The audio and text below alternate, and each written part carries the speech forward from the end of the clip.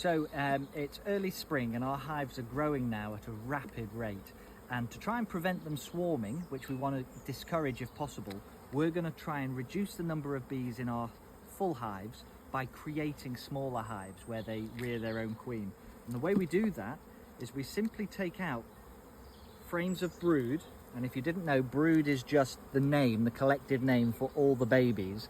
And you see this lovely biscuit coloured brood here. That means that there's bees in there ready to emerge. And actually, look, you can see they're just about to emerge. There's one emerging now. She's just eating her way out of that brood, that cell in the brood. So that's perfect timing. We're going to check to make sure the queen isn't on there, because we don't want to transfer the queen. And we're going to bring it around and just put it in this box. This is going to be our new hive. We're going to take 3 frames of sealed brood.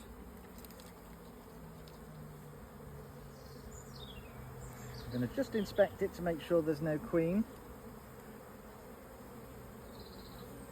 And you turn your hive, your frames differently to how I was taught to do it. Ah, yes, because you were taught to turn frames that were wired, and we trialled having non-wired frames. And obviously if they're non-wired, they have less strength than the frames you're used to, so we don't want to risk breaking them.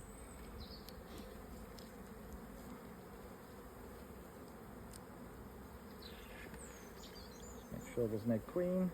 You've got a lot of drones.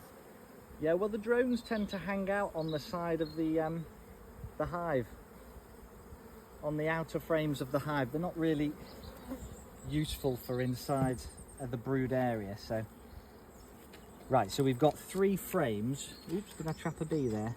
I did, sorry. She's all right. We've got 3 frames of sealed brood. That means that there's going to emerge from them adult bees in the next 3 or 4 days.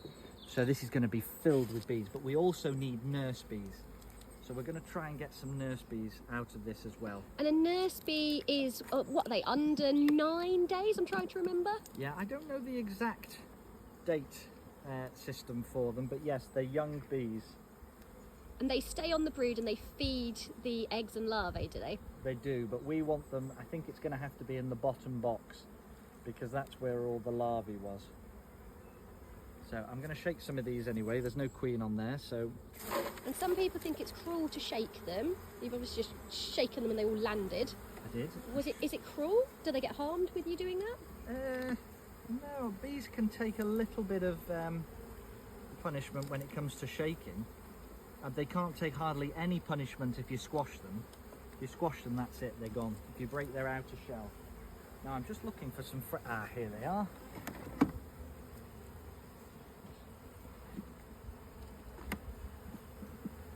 So you're just putting in fresh wax, are you? I am. Just going to put in some fresh wax to give them space to draw out.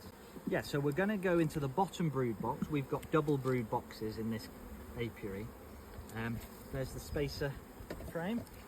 What we're going to do is try and find a frame of nectar, which is obviously liquidy honey. It's the watery honey that comes from plants. We want nectar and we want pollen. Let me see. And that's exactly what I've found here. Can you see the nectar and pollen? Yeah, just careful, I need the light. Give me a Okay. second. Hang on. Just hold it there. So full of nectar, full of bee bread, full of pollen. So that is ideal. So that's what we're going to have. We need one more frame in